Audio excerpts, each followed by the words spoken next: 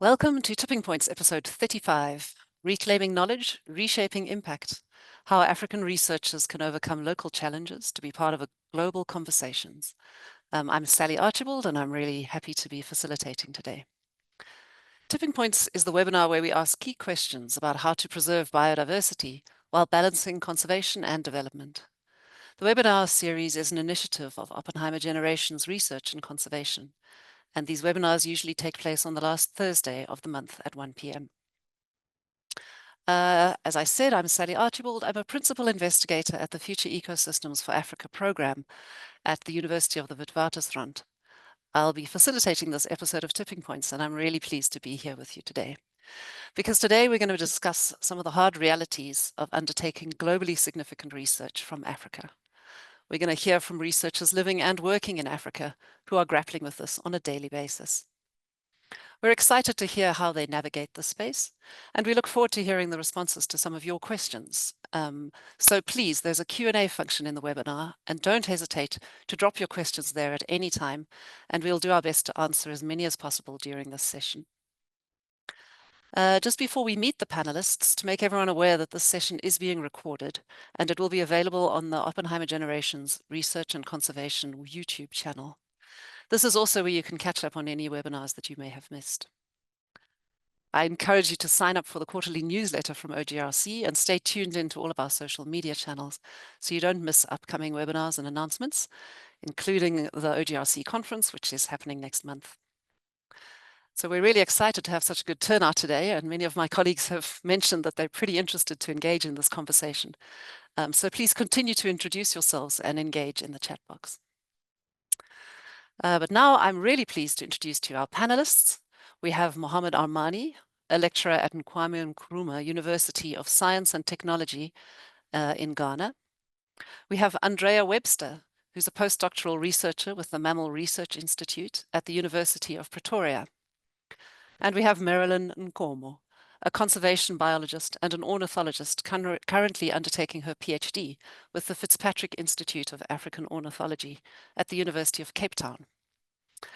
So just how things are going to work today, we'll give each panelist an opportunity to just present for 5 minutes to talk about their response to this topic. Then we'll dig a little deeper with a few questions to help us understand some of the nuances and some of the kind of interactions and alignment between their talks. And then finally, we'll open the floor to you, the audience, to share some of your comments. But we still hope that we're going to be able to wrap up at 2 p.m. So it's going to be a packed schedule. First up, we have Dr. Mohammed Armani, who is a lecturer at Nkomo University of Science and Technology. He's a collaborator of mine on the Future Ecosystems for Africa program, and I have huge respect for him. He has a background in the ecology and conservation of both tropical forest and savanna ecosystems. And he also leads several impactful projects that are focusing on changes in artisanal mining, developing evidence-based approaches for nature-based solutions. Dr. Armani is particularly passionate about training the next generation of conservationists and of supporting local communities to improve their livelihoods while protecting the environment, which I think is one of the biggest challenges for us as researchers. Dr. Armani, over to you. Thank you very much, Sally, and thanks to OGRC and Jive Media for inviting me to this discussion. I'm very excited to be here today with all of you. Sally has already done quite a good job with the introduction, so it means I have saved 1 minute to focus more on discussing some of the issues that I have come across. But there are a few things I wanted to point out first. I finished my PhD and returned to Ghana and then got a position as a lecturer in June 2021. So the perspectives I'll be sharing is actually coming from the past 4 years. So as you can appreciate, I'm relatively new in the system. The other thing that I also would like to mention is the fact that I'm trying to establish and run a plant ecology and nature conservation lab. So most of the experiences I'll be sharing will be coming from this particular initiative that I started since I came back to Ghana. I have identified personally 4 main challenges that I think have been quite significant and important in my research journey. and I'll be going through these challenges with you. And I hope that most of these challenges are also commonly shared with other researchers across the continent. To start, for me, the biggest issue has been lack of research funding. So after my PhD, I came back to Ghana and I was very excited that I was going to start a research lab that was to focus on the ecology and conservation of forest and savanna transitions of West Africa. However, in the past 4 years, I have realized how crippling and extremely difficult funding has been. For those not very aware of the Ghanaian system, unfortunately, in Ghana, we don't have any national funding agency or seed grant for aspiring researchers to start a lab. And therefore, you mostly have to rely on applying for external grants, most of which are often very small, extremely competitive, and often focus on developmental projects rather than fundamental research or development research. Um, and to compound this is also the requirement for these small grants, even for a 5,000 grant or 6,000 or 10,000 grant, is quite intense. And I only found out a bit too late that if you are a male and you are 35, not 35 years, not it means you are excluded from a lot of grants that are for early career researchers. So the implication for this particular problem, the challenge of lack of funding, has been for me that it's been extremely difficult to recruit students and retain them. For instance, you train very bright undergraduate students, and because of lack of opportunities, they have to explore opportunities elsewhere, which means you lose most of your really good students. It also complicates ability to build long-term data that is required for answering important questions in the field of ecology, and obviously also affects the rate at which you're able to produce publications. My second biggest challenge has been, and this is also derived from the fact that local funding is not available. Uh, the problem here is that it's difficult to set your own research agenda, and mostly you have to shift your research focus to align with what external funders and your collaborators are interested in. Now, this in itself is not a bad idea. The problem, though, is that it means that often the interest is in research questions and methods that may not be directly relevant for the local context and also answer the data needs of Africa. It also implies that over the past 4 years, I have been involved in several projects across different fields, which basically means I have to spread myself thinly across several areas. The third major challenge I have had is the absolute lack of research support. My university does a lot of work to try to build capacity, to try to support new lecturers and early career workers here. However, the problem is that the infrastructure itself is very difficult and almost non-existent. So I arrived here, I was given an office, I was given a table and a chair, and then I got a salary, and that was the end. This means that I have no lab space or equipment to even start my research. And to compound this is also the fact that even data that are previously collected data or existed data on our ecosystems are very difficult to find. And where you find them, they are patchy and stored in different places. One example, when I came, I was interested in looking at what the data we have on the savannas of Ghana. And I started with a very basic one in terms of species composition and plot level data. And in the end, the only place I could get data was to have to talk to the IUCN library in Switzerland.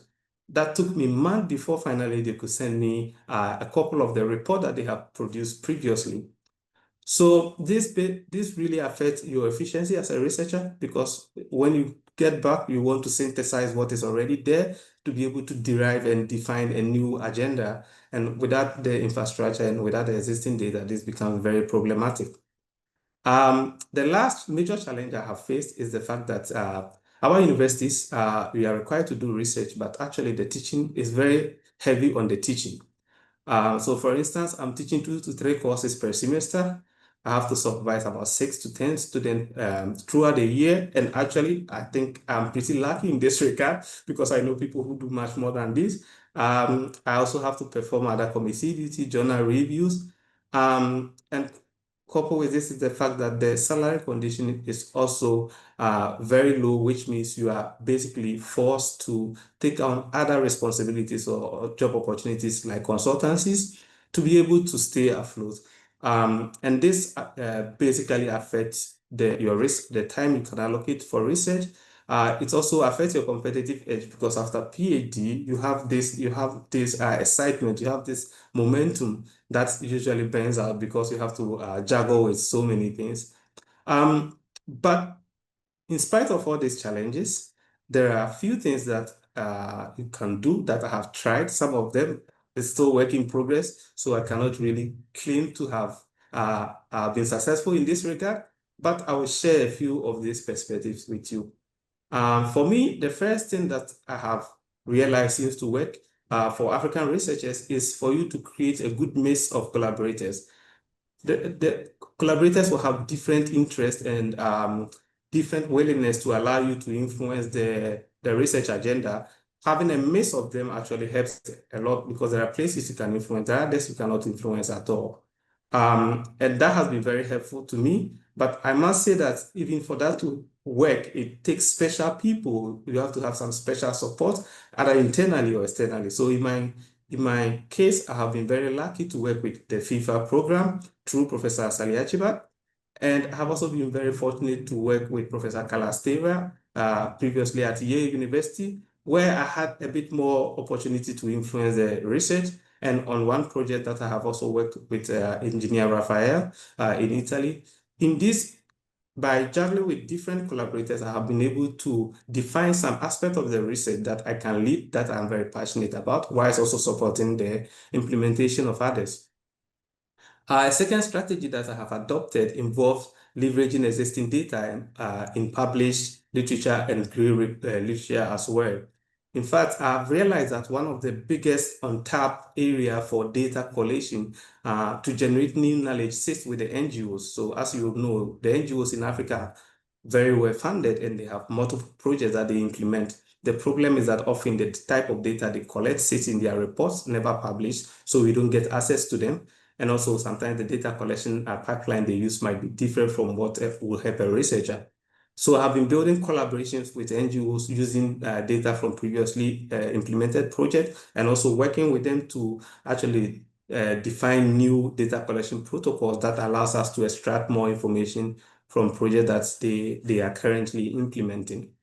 Last but not the least, I am also trying very hard to see how I can convert my teaching a bit into research output. So now there are a lot of online databases that we can train students to mine data using this platform. For instance, the Global Forest Watch platform. We have FIFA that has recently been developing its own databases. These online freely available resources are there, and they do have information that can be very useful for the local context.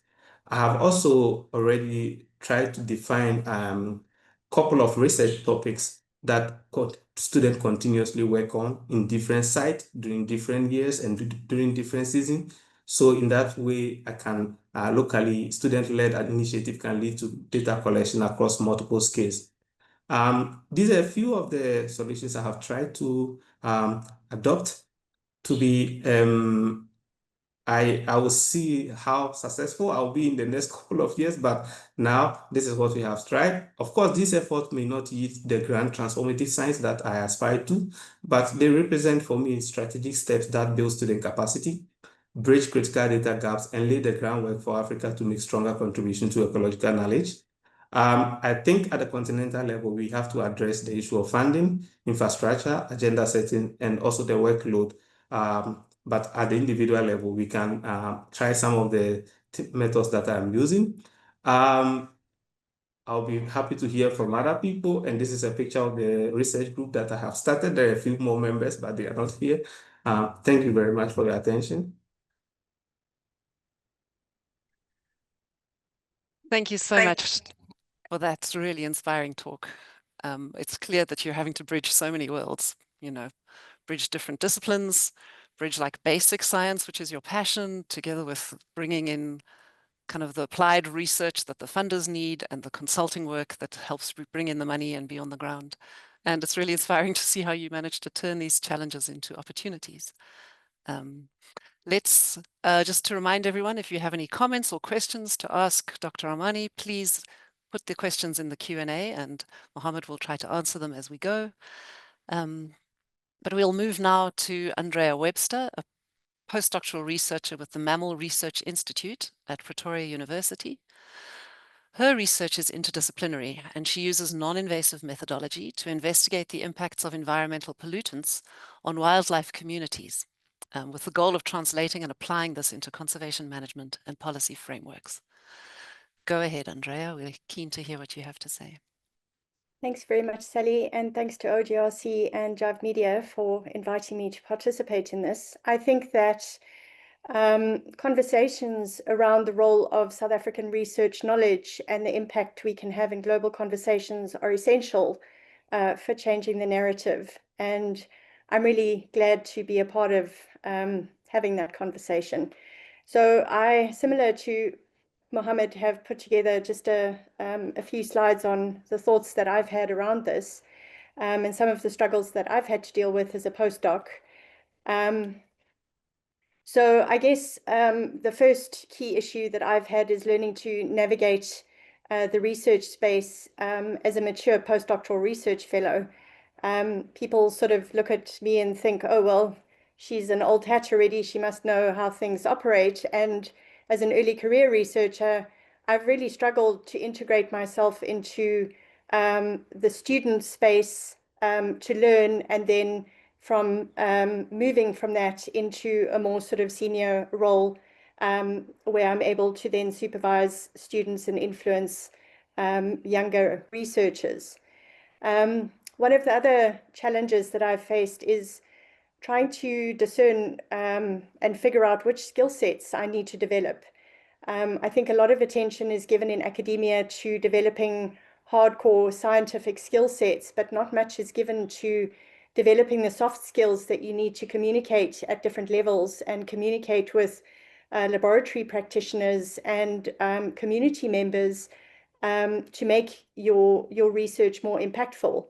And unless you figure out how to do that by yourself, there isn't really a space where you can learn to do that. As Mohammed already has mentioned, funding is, I think, the really big issue. I think living in a space of financial insecurity can be exhausting, and it takes a lot of focus away from the work that you can actually do meaningfully in a global setting. It also removes opportunities for networking if you're struggling financially or you don't have the resources at your disposal to attend conferences and sort of participate at a global level. And then also I find that the lack of involvement of African researchers at global policy level I found really surprising. I recently, for my own experience, I've recently been involved in updating the state of the science on endocrine disrupting chemicals report for the UN and WHO. And I found it surprising that the authors for this report are all from developed countries.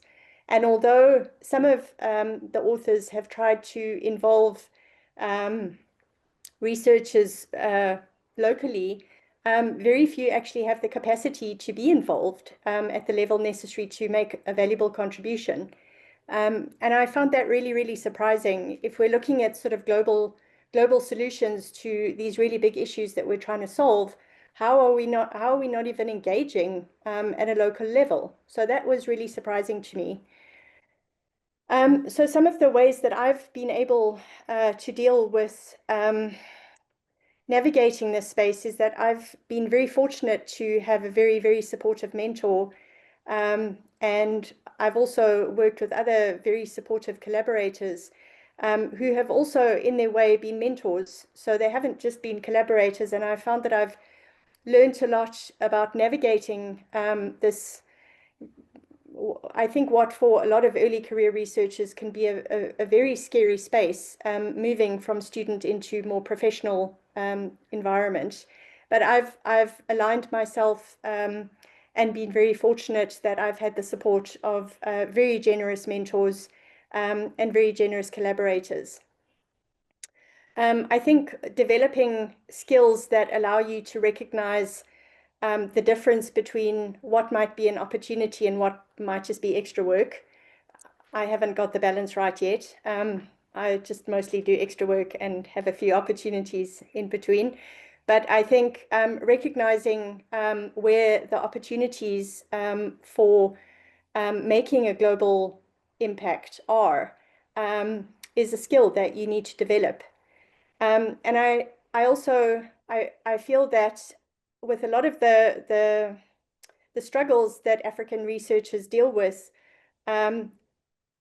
on one hand, yes, it's a struggle, but on the other hand, it's led to incredible innovation in many, many different fields of science and many different areas of addressing some of these really big global issues that we very often don't have a say in.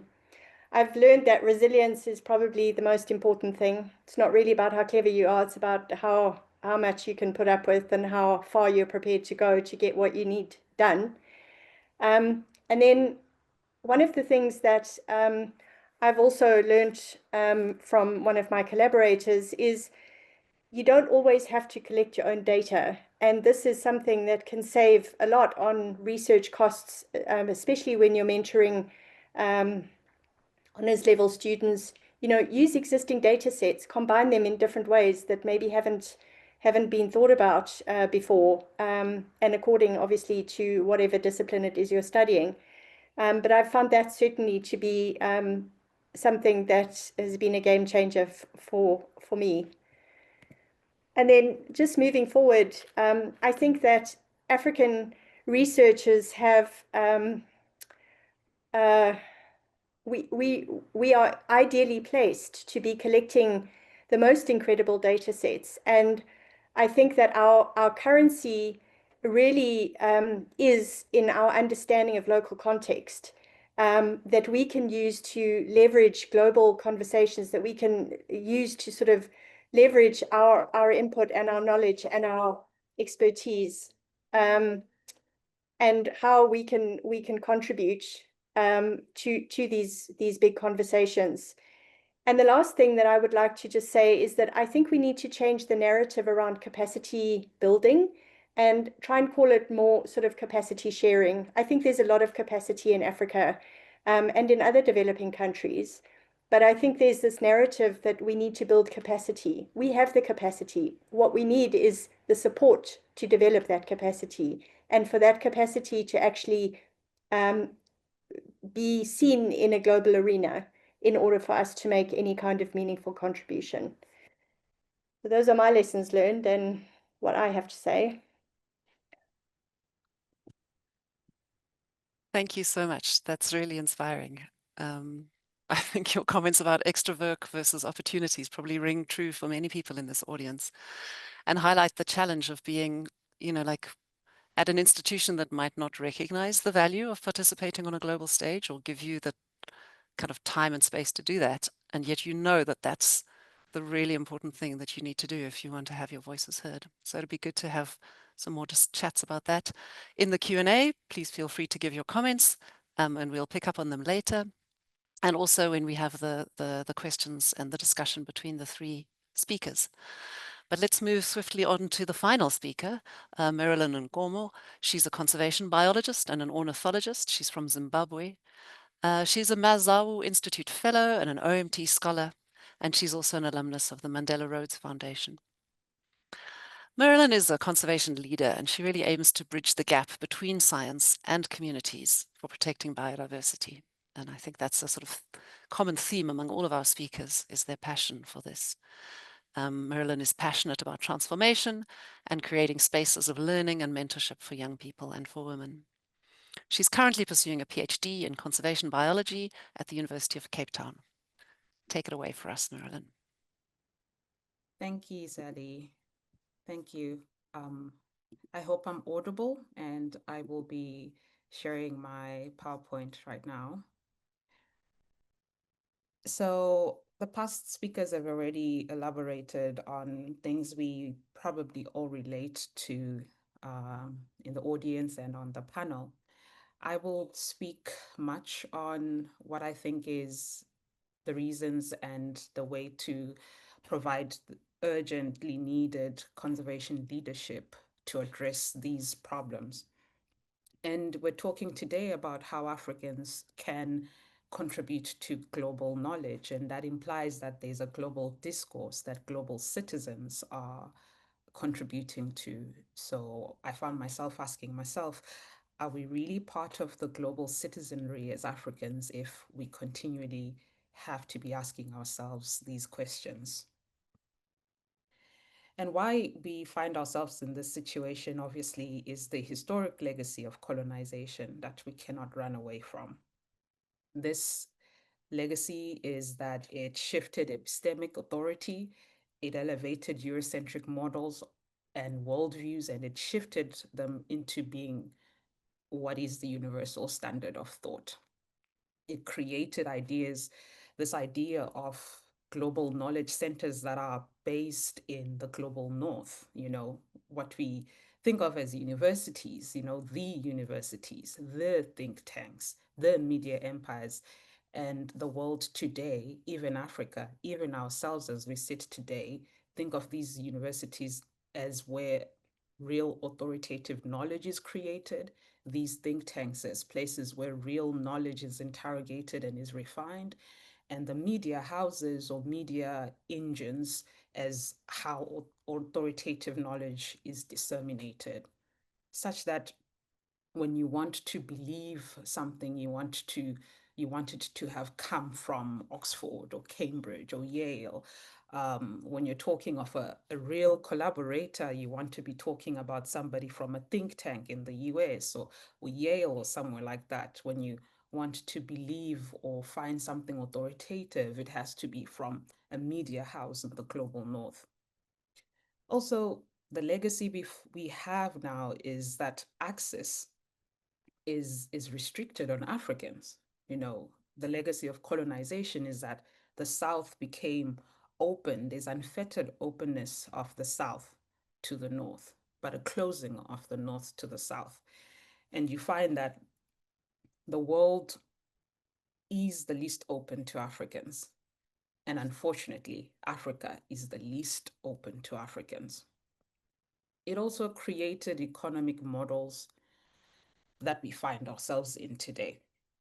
And these models are of, placing Africa as a place of extraction and not a place of creation, not a place of innovation and not a place of leadership. And this extraction extends to, different forms of capital in Africa, not just natural resource, but also human resource. So even our researchers are still being extracted. A lot of researchers were losing a lot of quality researchers that could lead the charge of conservation research to the global north, such that their ideas, their leadership, their skills is being lost to the rest of the world. Those are the people that we're expecting to implement this knowledge. We're expecting to platform knowledge on African research and lead for the future. So I always say that the colonial project was very intentional and its effort was very prolonged. So decolonial efforts should be the same.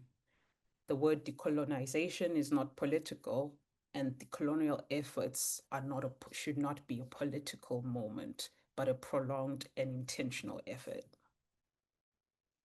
How we turn the tide, I've put this picture here because recently we've heard in the news that the African Union is taking it back to the world, that the map needs to be fixed. Africa is bigger than it is. The projections of the continent are unfair. It makes Africa look small. And a lot of public discourse was, but why does it matter? Does size really matter? What does that change for us? But I found myself asking the question, the African Union needs permission from the rest of the world to correct this lie that's been perpetrated about the size of Africa. And why do we not see that it matters the kind of stories we tell ourselves about our place in the world? So we are in urgent need of conservation research in Africa, research that intentionally decolonizes knowledge. And this will be a redefining of authority and what knowledge centers are. How do we have the world's expertise on even just African research, African cultures outside of the continent? You know, we need to define who has the right to disseminate knowledge and be authoritative, who has the right to create that knowledge and have the last say on it. We need to invest in Africa. We need to support investment in African institutions, African researchers, infrastructure that makes it easy for African researchers to stay and work within the continent. We need to invest in African scholarship on African thought, you know, and African worldviews and how how they are placed and influence things in the world today. We also need to build communities, you know, Pan-African communities that just, they extend beyond borders because they're Pan-African. We need to create these networks of practice and for collaboration. These networks will have mentorship, and they'll also be the united voice we need to project our opinions, our standpoints, and our knowledge to the rest of the world. We need to also shift narratives, you know.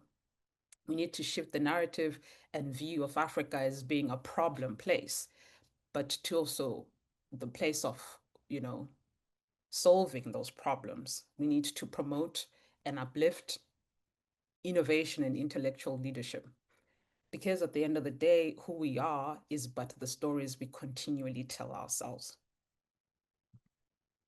So on an individual level, down from the corporate level of just ideology and thinking, on an individual level, on an institutional, organizational level, we should forge partnerships that prioritize collaborations first with researchers and institutions in Africa. This is how we build their profile. This is how we share capacity, like has been said. We need to also bridge the diaspora gap. We lament the loss of researchers to the world, and also they lament their placement in the global north.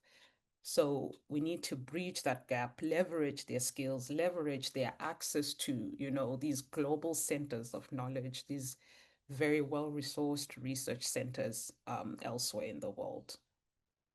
We need to support and promote fellowships and projects that build capacity and instead of those that prioritize projects. You will know these kinds of fellowships and kinds of projects. You will see that they meaningfully seek young people, place them in positions of meaningful learning, empower them, versus just the species or the problem that the project seeks to address. A difficult one as well is that we need to elevate the profile of African journals. We need to support African journals by publishing on them. We're all guilty of aspiring for Nature or Science or some big, you know, some other big journal, but our own work will be read by Africans, accessible to Africans, if we publish and cite each other as African researchers. We need to support and promote projects and organizations that compensate staff and treat staff and communities ethically. I think we all know of this. We all know on a personal level an organization that is taking advantage of somebody, an intern, or, you know, we all know of unethical bosses. We all know, you know, but this ends up just being, you know, community gossip, and we see those organizations still thrive while taking advantage of, you know, researchers and young people on the continent. I say on an individual level and an organizational level, we should prioritize the human resource that we lose when we reinforce such behaviors and modes of operation on the continent. Sorry, my slides are not moving, but that is all from me today.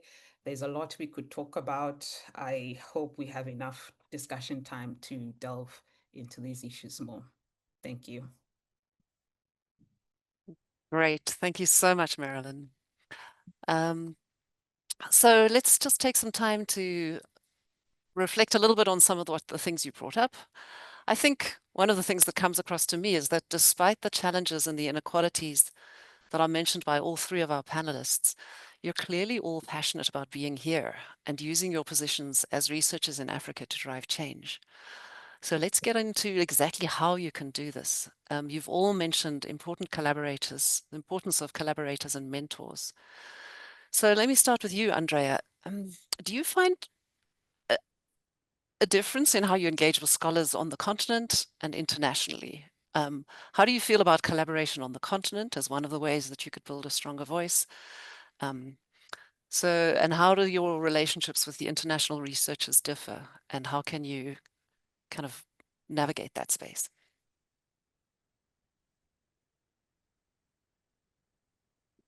I think that's quite a tough question, actually. I think as a global South researcher, there's something that says perhaps I don't know enough, perhaps I'm not well placed enough, perhaps I don't contribute enough when I'm thinking about international collaboration. But when I'm thinking more about local collaboration, I'm thinking about we're coming from the same place. We might have different political affiliations, we might have different upbringings, we might have different backgrounds, we might have a lot of different things going on. But ultimately, I think Africans feel very strongly about protecting Africa and about conserving it and about being heard about our issues. So I feel a lot more comfortable approaching African researchers because I just feel already we're kind of on the same page. I don't have to explain political inequality. I don't have to explain social inequality. I don't have to explain overburdened communities because we all understand what these are on some fundamental level. And then I feel that approaching international collaborators brings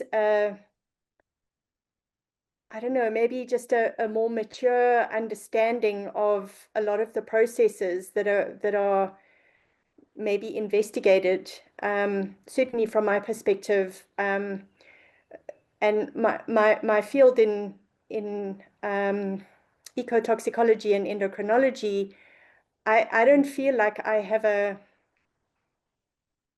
a support system locally. I feel like I have to go abroad because they've been doing this for years. And the information to collaborate with locals is not, I mean, I've spent a long time looking for local collaborators who I can work with, and I'm hearing of lots of people, but I can't find them. I can't find their work. I don't know where to look for the data. I'm just like I'm at a loss.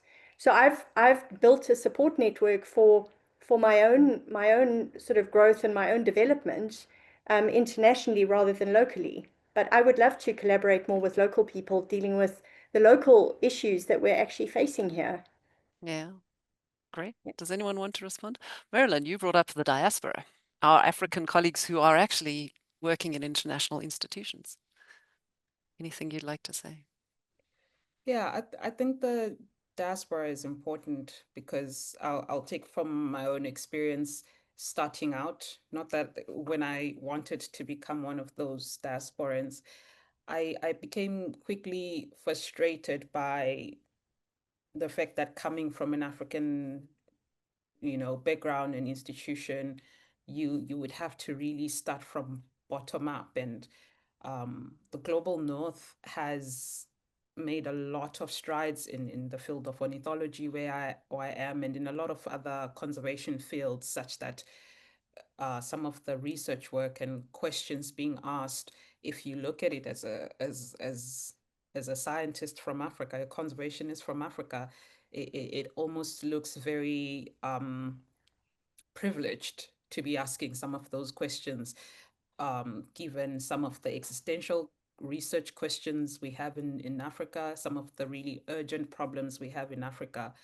So I personally changed my mind on trying to enter the global stage because there's just so much work to do in Africa, so many questions, so many urgent problems to solve. But I imagine that for somebody who has an opportunity they have to pursue, somebody who has a family to provide for, or whose path has led them to a Yale, a Harvard, if you may, there's still all that work in Africa that needs to be done. And it does not take a lot to plow back, to collaborate with local institutions, to direct a lot of those resources that are now being used to study very manual and privileged questions to collaborate with local institutions. I think also the diasporans have a way in to platform African voices, African thought, and indigenous knowledge, and it's easier to collaborate with your countrymen or people from the same continent. And like Andrea was saying, there's a shared knowledge, a shared understanding of the problems we're faced with that makes that international collaboration easier if it's with another African abroad. Do you want to add to that, Mohammed? Sally, I think on that particular topic, both Andrea and Merlyn have done quite a good job. And actually, my thought also basically reinforced by what they have said. There's a easiness angle to it. Then there's a scientific development angle to it. And also then there's a practical side to it. The reality is, for instance, I have been collaborating with you, and also through the FIFA program, we tried collaboration when we wrote a report with a colleague in Benin and another colleague in Ethiopia. Right. But this was because an opportunity was created under the FIFA program to even make it possible for 3 African young graduates who just finished their PhD to have the opportunity to do that. Right. If you return back to your country and that opportunity is not available for you, and you're not getting anything locally, I mean, the obvious choice is to go to the global north. So there is a easiness, there's a scientific component, and then there's the practicality of it that we have to also find a nice way to balance all the time. Great. Yes, thank you. And I think there's what works for you in your career, and what you think is necessary for your research. And then there's about building a strong voice coming from Africa. And it's hard to be a lone voice. It's easier as a group of African scientists, which requires the local within Africa collaboration. So on that note, let's talk more about how to build this voice and use your place on the continent to drive the different narratives and start to send knowledge northwards instead of just receiving knowledge. So how do we shift these dominant narratives? Often I'm getting the impression that there's an alternative view coming from your research that's perhaps more evidence-based. How do we get this across, get it into the global panels that Andrea was talking about? What skills and competence do we need? Maybe it'd be good to get your thoughts around engaging with the media, communicating, building strong kind of voices. Anyone want to put their hand up to speak? Mohammed? Yeah. Yeah, once again, that's a very tough one because there's a lot of element and component to this. I think part of the solution is actually what Merlyn mentioned. I mean, there has to be a shift in the mindset and the narrative, particularly in relation to the kind of knowledge that we produce. I think she was right that we cannot compete, and Andrea also mentioned this, we cannot compete with the global north, with all the resources, with all the historical context that they have in terms of the cutting edge science, just to code it that way. But it doesn't mean that that is the only approach to knowledge that we have. I'll give you an example for our project. If you look at the FIFA project, when we decided that we are going to build the evidence base, there are other evidence base that has been pursued by the global north, right? That are already online. But what we realized was that this evidence base doesn't take the African perspective in terms of what matters to us, right? So for instance, things like when you think of the the climate change space and the mitigation actions that were being promoted, things like, are we going to change fire? How does it affect local livelihood? Because we are Africans, we know that this is a very important component for the communities that we work with. So we cannot just focus on the science. We cannot focus on the big data, say, oh, there's about 1 million hectares or 2 million hectares or 3 million hectares of land that we can reforest for climate benefits. Wait. We have to think about the African approach. Okay, when we are putting those trees, what are we losing? How does it affect our communities? So there's an alternative knowledge, and Andrea actually mentioned that, which is our strength, which is we have the perspective and the local context to actually bring to the fore. Unfortunately, most of the big research that gets all the publicity are the research that comes in the big journals. So at the local level, I have seen some initiative, for example, in our university, for instance, every research that involves a local, one of the researchers from our university is actually broadcasted already, and there's initiative to also get a bit more into the media space, right? So I think that is one way, one approach to go, and I'll leave it here. Great. Anyone else want to chip in there? Yeah, I'll use a very poor word, a very controversial word. I think propaganda. I think we need to catch up to propaganda. I recently, actually, literally yesterday, was very saddened by seeing an Instagram story shared by somebody in one of the communities, of leadership and thought and education that I'm a part of. But this person is a biomedical researcher, and they were resharing a Donald Trump clip about climate change being a hoax. And this is a very educated African who is at PhD level, who is very wrapped up in their own world, that something my siloed industry in scholarship has, we all think some of these propaganda items out there in the world, we think of them as professionals, as who would believe that? But we have very educated people in Africa who still get their opinions and news, and who still seek the authority of what a politician in the US says. And we haven't done enough work to elevate our own scientists in Africa and promote them. When you think of gorillas in Africa, to exposed Africans, they think of Diane Fossey. They don't think of, we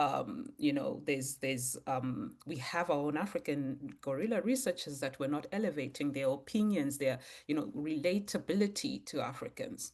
When you think of great, charismatic conservationists, people think of Sir David Attenborough, people think of Jane Goodall, people that are really unrelatable to a lot of Africans.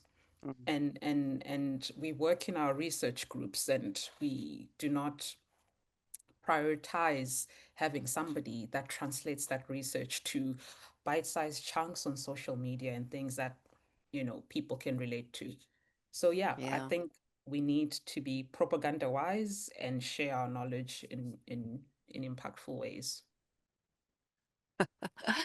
I would like to challenge you a few things in the last 10 minutes we have. I think, Dr. Mohammed Armani said we can't do cutting edge research. I think that's not true. And I think, Andrea also mentioned that, African scientists are more and more getting invited to join panels. Like more and more funding bodies say you need to have an African partner if you're working in Africa. But you also mentioned, Andrea, that these are often like window dressing, and it doesn't, like one's invited but not usually enabled to participate.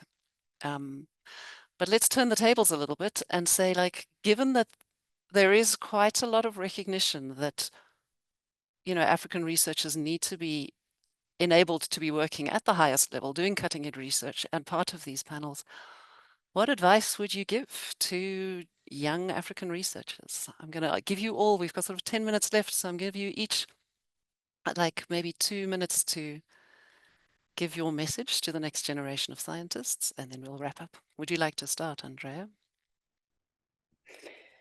Sure, Sally. I think we are uniquely placed as African researchers and African scientists to contribute significantly to some of the very global challenges that we face. And I think that we need to start, I don't think we need to shout louder, because I think people ignore that. I think they're just tired of people shouting louder. I think we need to shout smarter. And I think that we need to provide information using our incredible access to so many wonderfully varied ecosystems and these near intact species communities that we still have. I think we can do cutting research, edge research, using these species and using them as models to address really big questions. And I do also think that we shouldn't be afraid to challenge the global north. Also recently at this conference I was at, I worked with a researcher from Brazil, and she said, she made a very, very important point when it came to global north countries sort of sending their pesticides to global south countries. And she said, well, we grow all of your vegetables, so really, send them on. And I just think sometimes, we need to make these things, we need to highlight these things in a way that people can understand them.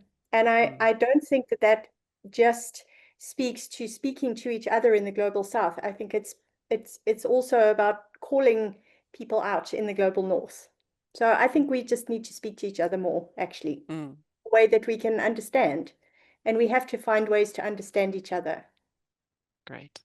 Thank you. Very inspiring. Merlyn, what messages of support do you have for young researchers facing the challenges of living and working in Africa? I think I will just highlight an important thing: community, seeking community, community locally, regionally. I've been mentored by many communities that have been given me staying power. So I think going at it on your own is very tough. And it's within community that we become more confident, we refine our ideas, and we have a bolder voice. Getting ideas, for conferences, for funding, and job opportunities in these communities is how some of us have managed to stay as long as we have in conservation. So yes, I think highlighting community and sharing opportunities to be part of these communities. Thank you. And Dr. Armani, give you the final word. Okay, thanks. But first I have to a bit of a defense. I didn't mean cutting edge risk, that Africans cannot do cutting edge research in that context. The point was that we have to focus on what probably matters more and is more feasible within the context of the resource and the opportunities that we have. I think that is very necessary, especially for also a lot of young Africans that are aspiring to become researchers. And I do agree with Andrea that we are actually quite uniquely placed in terms of the ecosystem, in terms of the systems that we have here.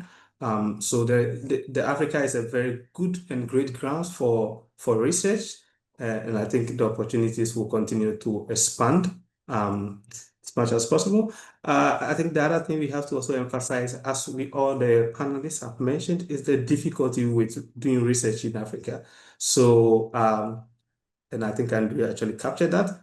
Learn to be resilient quite early in your research career, because you're going to have to ride with that wave until you get to the point where you can actually be happy and boastful about the fact that you've made quite a great impact. Great.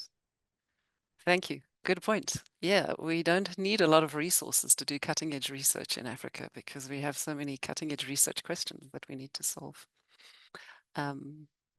Thank you for those very inspiring comments, guys. There's been some very interesting chats in the webinar chat, so please feel free to have a look. There's some people who are interested in thinking around capacity sharing rather than capacity building. Some comments on that and some approval for you guys of thinking about it. And where was the other ones I highlighted? I suppose our colleague from Europe saying that propaganda is not only an African problem, but I think all scientists share that, and we can work together as a global community. Thank you very much for your engagement in the chat and in the Q&A session, guys. So I want to express my thanks to Merlyn Nkomo, Andrea Webster, and Mohammed Armani for their valuable input and their significant contributions. Just to mention that the next OGRC Tipping Points webinar is scheduled for the 15th of October, and we'll be speaking to government ministers, Zimbabwe, Zambia, Botswana, and Sierra Leone. So that's going to be interesting. We're often told as scientists and researchers we need to engage with policy and engage with government. This is our opportunity to do that. The topic will be alignment of interests, transitioning from short-term philanthropy to permanent outcome-based capital through the reduction of frictional costs. And this is, I think, a really important kind of challenge for researchers and governments in Africa, is how to have long-term funding for important projects. So we'll be coming to you live from the Oppenheimer Research Conference for that. Keep an eye out on our social pages for the registration link. If you've enjoyed this chat, please sign up for the OGRC quarterly newsletter, and then you'll find out about more events. And for anyone who's missed bits of this webinar or want to pick up on older webinars, please go look at the OGRC YouTube channel. And there will be a summary of the webinar on the website. Once again, everyone, and once again to our wonderful speakers, thank you all for your participation, and we look forward to welcoming you at the next Tipping Points webinar, which will be on the 15th of October, live from the Oppenheimer Research Conference. Thank you so much, everyone, and goodbye.